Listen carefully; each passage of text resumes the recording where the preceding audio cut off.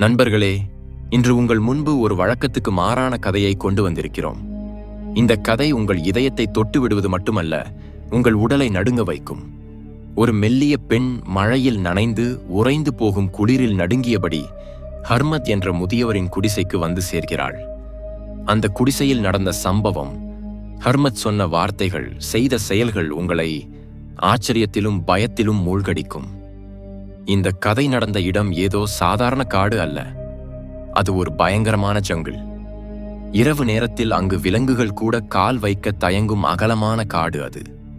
இருள் அடர்த்தியாக பரவிய அந்த காட்டில் மரங்கள் காற்றில் அசைந்து பயங்கரமான சத்தங்களை உருவாக்குகின்றன. அந்த காட்டின் நடுவே சுமார் 60 வயது உள்ள ஹர்மத் என்ற முதியவர் வசிக்கிறார். அவரை தொலைவில் இருந்து மக்கள் ஹர்மத் பாபா என்று அழைக்கின்றனர். அவரது பலவீனமான உடல், ஆனாலும் உறுதியாக தோன்றும் ஆளுமை, கண்களில் இன்னும் பிரகாசிக்கும் ஒரு சிறப்பான ஒளி, இவையெல்லாம் அவரை தனித்துவமாக நிறுத்துகின்றன. ஹர்மத் முகத்தில் அனுபவத்தின் ஆழம், வாழ்க்கையில் கண்ட பல புயல்களின் அடையாளங்கள் தெளிவாக தெரிகின்றன. ஆண்டுகளாக ஒரு சிறிய குடிசையில் தனியாக வாழ்ந்து தனது தவம், சிந்தனைகளுடன் நேரத்தை கழிக்கிறார். ஒரு நாள் அர்த்த ராத்திரி நேரம், காட்டில் காற்று பயந்தது போல மெல்லிய சத்தம் செய்கிறது. மேகங்கள் கோபத்துடன் முழங்கி மின்னல்கள் வானத்தை பிளக்கின்றன. மழை மரங்களை அசைத்து ஜங்கிள் முழுவதையும் நனைக்கிறது.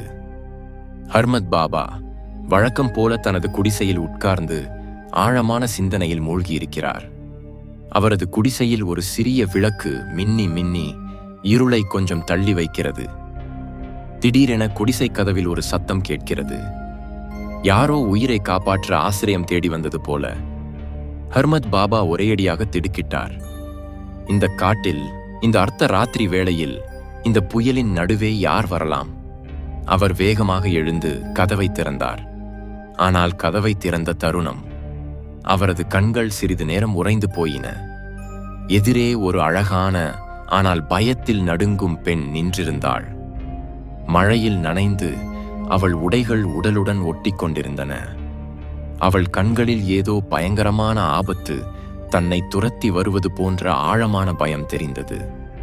அவள் முகத்தில் ஆழமான துன்பம், சோர்வு நிரம்பியிருந்தது. ஹர்மத் பாபா ஆழமாக மூச்சுவிட்டு மென்மையான குரலில், "அம்மா, நீ யார்? இப்படிப்பட்ட இரவில் இந்த பயங்கரமான காட்டில் தனியாக எப்படி வந்தாய்? வெளியே புயல், இருள், மழை இருக்கிறது. எங்கிருந்து வந்தாய்?" என்று கேட்டார். அந்த பெண் நடுங்கும் குரலில், "ஹர்மத் பாபா, என் பெயர் நூர். நான் நூர்பூர் கிராமத்திலிருந்து வந்தேன். அங்கு சில துஷ்டர்கள் என்னை துரத்துகின்றனர். அவர்கள் கண்களில் என் மீது கெட்ட எண்ணம் இருக்கிறது. எனக்கு தீங்கு செய்ய நினைக்கின்றனர். எப்படியோ உயிரை காப்பாற்றி நேரடியாக உங்கள் குடிசைக்கு ஓடி வந்தேன்" என்று சொன்னாள். ஹர்மத் பாபா கண்களில் சிந்தனை கோடுகள் தோன்றின. அவள் வார்த்தைகள் உண்மையா, அல்லது இதில் ஏதோ ரகசியம் இருக்கிறதா என்று அவர் மனம் கேள்வி கேட்டது. ஆனால் எதுவும் கேட்காமல் கதவை கொஞ்சம் அதிகம் திறந்து, "அம்மா, பயப்படாதே, உள்ளே வா. இங்கு உனக்கு எந்த தொல்லையும் வராது" என்றார். நூர் எப்படியோ தைரியம் திரட்டி குடிசைக்குள் அடியெடுத்து வைத்தாள்.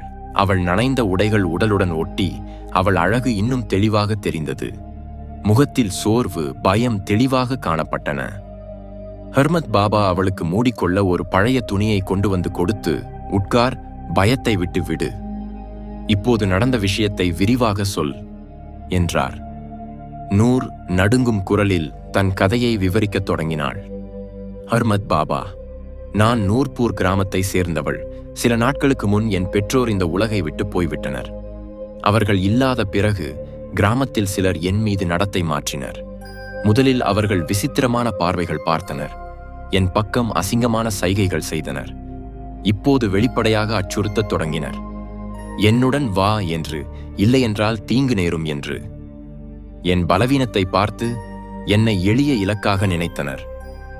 உயிரை காப்பாற்ற இந்த காட்டுக்குள் ஓடி வந்தேன்" என்று சொன்னாள். ஹர்மத் பாபா அமைதியாக அவள் வார்த்தைகளை கேட்டார். அவர் முகத்தில் ஆச்சரியமில்லை, ஆனால் கண்களில் சில கேள்விகள் தோன்றின.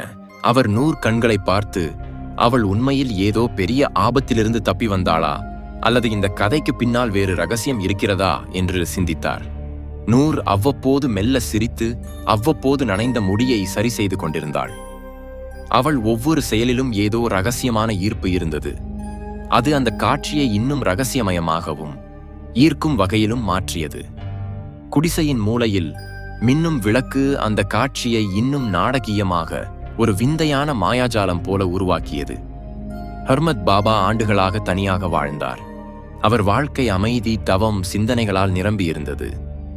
ஆனால் இந்த இரவு ஒரு அறியாத பெண்ணின் வருகையால் அவர் வாழ்க்கை ஒரேயடியாக மாறியது.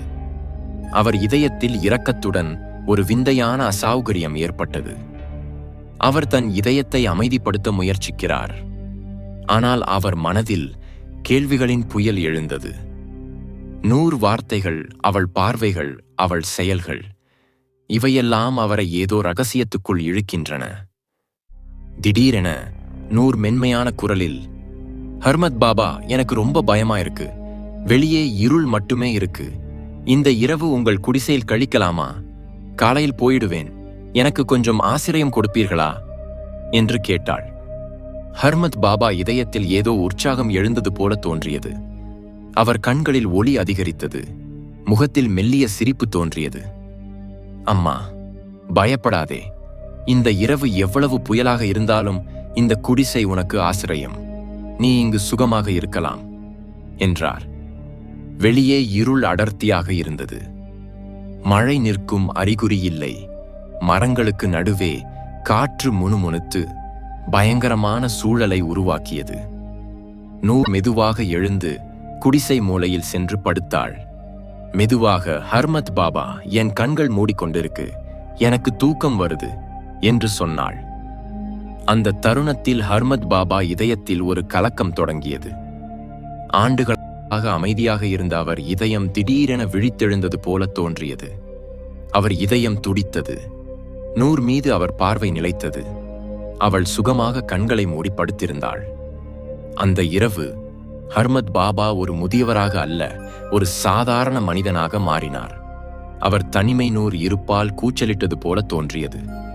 ஆனால் அவர் இன்னும் பொறுமையை பிடித்து தன் உணர்ச்சிகளை கட்டுப்பாட்டில் வைக்க முயற்சித்தார். ஒவ்வொரு தருணமும் அவருக்கு நூற்றாண்டுகள் போல தோன்றியது. இந்த இரவு எப்படி கழியும், இந்த உணர்ச்சியிலிருந்து எப்படி வெளியே வருவோம் என்ற சிந்தனைகள் அவரை துரத்தின. ஹர்மத் பாபா குடிசையின் இன்னொரு மூலையில் சென்று படுத்தார். கண்களை மூடி தூக்கத்தை அழைக்க முயற்சித்தார். ஆனால் தூக்கம் அவரை விட்டு போனது போல தோன்றியது. பக்கங்களை மாற்றி இதயத்தை அமைதிப்படுத்த முயற்சித்தார். ஆனால் துடிப்புகள் இன்னும் தீவிரமாயின. ஆண்டுகளாக அடக்கி வைத்த உணர்ச்சிகள் இப்போது கட்டுப்பாட்டை இழக்கின்றன. அவர் மனம் ஒரு போர்க்களம் போல மாறியது. ஒரு பக்கம் இரக்கம், இன்னொரு பக்கம் சந்தேகம், பயம். திடீரென நூர் தூக்கத்திலிருந்து எழுந்து அவர் கண்களை பார்த்து, ஹர்மத் பாபா, நான் நீங்கள் நினைக்கும் சாதாரண பெண் அல்ல, நான் ஒரு ஆத்மா என்று சொன்னாள். அந்த வார்த்தைகளால் ஹர்மத் பாபா ஒரேயடியாக உறைந்து போனார். அவர் உதடுகள் உலர்ந்தன, உடல் நடுங்கியது. நடுங்கும் குரலில், என்ன, நீ உண்மையில் ஆத்மாவா? எனக்கு நம்புவது கடினமாயிருக்கு என்றார். நூர் மெதுவாக சொல்லத் தொடங்கினாள். ஹர்மத் பாபா, எனக்கு தெரியும் உங்களுக்கு நம்பிக்கை வராது என்று. அதனால் என் கடந்த வாழ்க்கை கதையை சொல்கிறேன், அப்போது உங்களுக்கு புரியும் என்று.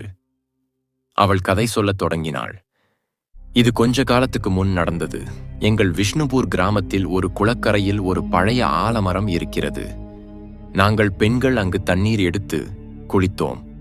ஒரு நாள் எல்லோரும் போன பிறகு அந்த மரத்தில் ஒரு விந்தையான அழகான இளைஞன் தோன்றினான். அவன் என்னை பெற விரும்பினான், அதாவது என்னுடன் திருமணம் செய்ய விரும்பினான். ஆனால் நான் பெரியவர்களிடம் கேட்டது ஒன்று, அந்த மரத்தில் ஒரு பேய் இருக்கிறது என்று. நான் உடனே புரிந்து கொண்டேன், அது அவன்தான். அதன் பிறகு அவன் பற்றி நினைப்பது கூட எனக்கு விருப்பம் இல்லை. ஆனால் அவன் விடவில்லை. நான் கொஞ்சமும் ஒப்புக்கொள்ளவில்லை என்று தெரிந்து அவன் மாயாஜாலம் செய்தான். அந்த மாயையின் தாக்கத்தில் நான் அவன் கட்டுப்பாட்டுக்குள் போனேன். என் விருப்பத்துக்கு எதிராக அவன் என்னுடன் திருமணம் செய்தான். ஆனால் அவன் நான் முழுமையாக அவனுக்கு சரணாக வேண்டும் என்று விரும்பினான். அவன் வலுக்கட்டாயம் செய்ய முடியவில்லை என்றாலும் நானே அவன் அருகில் வரவேண்டும் என்று நினைத்தான். திருமண இரவு கூட நான் அவனை தொலைவில் வைத்தேன். அதன் பிறகு அவன் நடத்தை மாறியது. அவன் என்னை அடிக்கத் தொடங்கினான். என் உடல் அறை இறந்த நிலைக்கு வந்த பிறகு அவன் சொன்னான், நீ இறப்பாய், ஆனால் உன் ஆத்மாவுக்கு சாந்தி கிடைக்க வேண்டுமென்றால் ஒரு முதிய ஆணுடன் உறவு கொள்ள வேண்டும். இந்த வார்த்தைகளால் ஹர்மத் பாபா ஒரேயடியாக பயந்தார். அவர் இதயத்தில் பயத்தின் புயல் எழுந்தது. நூர் அந்த நிபந்தனையை நிறைவேற்ற அவர் அருகில் வந்திருக்கிறாளோ என்ற சந்தேகம் ஏற்பட்டது. அந்த சந்தேகம் உண்மையானது. நூர் அவர் கையை பிடித்து, ஹர்மத் பாபா, நான் பொய் சொல்லவில்லை. இந்த இரவு நீங்கள் எனக்கு உதவி செய்யாவிட்டால் என் ஆத்மா இந்த காட்டில் என்றென்றும் அலைந்து கொண்டிருக்கும் என்று சொன்னாள். ஹர்மத் பாபா உடல் நடுங்கியது. வியர்வை பொழிந்தது. அவர் பலவீனமான அப்பாவி என்று நினைத்த அந்த பெண் இப்போது தன்னை ஆத்மா என்று சொல்கிறாள். அவர் பயத்தில் அவள் பக்கம் பார்த்தார். அப்போது திடீரென குடிசை வெளியே ஒரு பயங்கரமான சத்தம் எழுந்தது. ஹர்மத் பாபா பயந்து வெளியே ஓடினார். அங்கு ஒரு உயரமான மரத்தில் ஒரு பயங்கரமான ஜின் உட்கார்ந்திருந்தான். அவன் கண்கள் தீ போல எரிந்தன. ஹர்மத் பாபா திரும்பி நூரை பார்த்து, நூர், நீ யார் என்று கேட்டார். ஆனால் நூர் எந்த பதிலும் கொடுக்கவில்லை. அவள் முகம் முழுவதும் அமைதியில் மூழ்கி ஏதோ வேறு உலகத்தில் இழந்தது போல தோன்றியது. ஜின் இப்போது அருகில் வந்தான். ஹர்மத் பாபா நடுங்கும் உதடுகளுடன், நீ யார் என்று கேட்டார். ஜின் கர்ஜித்தான், நான் தான் நூரை உன் அருகில் அனுப்பினேன். அந்த வார்த்தையால் ஹர்மத் பாபாவுக்கு எல்லாம் புரிந்தது. இதெல்லாம் ஒரு மாயை. அந்த ஜின் நூரை தன் சிறையாளியாக்கி அவள் மூலம் ஹர்மத் பாபாவை ஏமாற்ற நினைத்தான். ஹர்மத் பாபா கோபத்துடன், உன் மாயை என் மீது வேலை செய்யாது. என்ன நினைத்தாய்? ஒரு அழகான பெண்ணை அனுப்பினால் என்னை ஏமாற்றலாம் என்று நினைத்தாயா என்று சொன்னார். ஜின் சிரித்து, நீ ஏற்கனவே ஏமாந்து விட்டாய். நூர் தன்னை ஆத்மா என்று சொல்லாவிட்டால் நீ உன் உணர்ச்சிகளில் எப்போதோ இழந்து போயிருப்பாய் என்றான். ஹர்மத் பாபா வருத்தத்துடன் நூர் பக்கம் பார்த்தார். அவள் தலை குனிந்து உட்கார்ந்திருந்தாள். அவள் கண்களில் வெட்கத்துடன் கண்ணீர் சுழன்றது. ஜின் மீண்டும் கர்ஜித்தான், ஹர்மத், இப்போது நீ எதுவும் செய்ய முடியாது. நேரம் கடந்து போய்விட்டது. விதி நடக்க வேண்டியது நடக்கும். அந்த தருணத்தில் நூர் நடுங்கி ஹர்மத் பாபா பக்கம் பார்த்து, ஹர்மத் பாபா, எனக்கு தெரியாது எது உண்மை எது பொய். என் ஆத்மாவுக்கு எப்படியாவது சாந்தி கிடைக்க வேண்டும் என்று மட்டும் விரும்புகிறேன் என்று சொன்னாள். ஹர்மத் பாபா மென்மையான குரலில், நூர், சாந்தி அவ்வளவு எளிதில் கிடைப்பதில்லை. உன் இதயத்தில் உள்ள தீயை அணைக்க வேண்டுமென்றால் நீ உன்னை அடையாளம் காண வேண்டும். உன் ஆத்மாவின் போரை நீயே சந்திக்க வேண்டும். இந்த போராட்டத்தில் யாரும் உனக்கு துணையாக முடியாது. நீ தனியாக இந்த போரை செய்ய வேண்டும் என்றார். இந்த வார்த்தைகளை கேட்ட நூர் ஒரேயடியாக விழித்தெழுந்தது போல தோன்றியது. அவள் கண்களை மூடி மெதுவாக, ஹர்மத் பாபா, நீங்கள் சொன்னது உண்மையாக இருக்கலாம். இந்த போரை நானே செய்ய வேண்டும் என்று சொல்லி, பிறகு அவள் கண்களை திறந்து அந்த பயங்கரமான ஜின் பக்கம் பார்த்து கர்ஜனை போன்ற குரலில், ஆம், நான் தயார் என்று கத்தினாள். நூர் முன்னே சென்றாள். அவள் முகத்தில் இப்போது பயம் இல்லை, தைரியம், உறுதியின் ஒளி பிரகாசித்தது. அவள் கைகளை நீட்டி அந்த பயங்கர ஜின்னை கட்டுப்படுத்த முயற்சித்தாள். ஜின் தடுக்க முயற்சித்தான். ஆனால் அப்போது தாமதமாகிவிட்டது. நூர் கை அவன் கையை தொட்ட தருணம் வானத்தில் பயங்கரமான புயல் எழுந்தது. காற்றின் வலிமை அதிகரித்தது. ஜங்கிள் முழுவதும் நடுங்கியது. ஜின் வானத்தில் இருளில் பிளந்து உயிரை காப்பாற்ற தவித்தான். ஆனால் இப்போது எல்லாம் முடிந்துவிட்டது. நூர் உள்ளே ஒரு சக்தி விழித்தெழுந்தது. அது அவள் அலைந்து கொண்டிருக்கும் ஆத்மாவை விடுவிக்கும் சக்தி. இப்போது நூர் யார் மீதும் சார்ந்திருக்க தேவையில்லை. அவள் தானே அந்த ஜின்னை அழிக்கத் தொடங்கினாள். ஜின் தடுமாறி கத்திக் கொண்டிருந்தான். ஆனால் நூர் கண்களில் இப்போது பழிவாங்கல், தீ, சாந்திக்கான உறுதி மட்டுமே தெரிந்தன.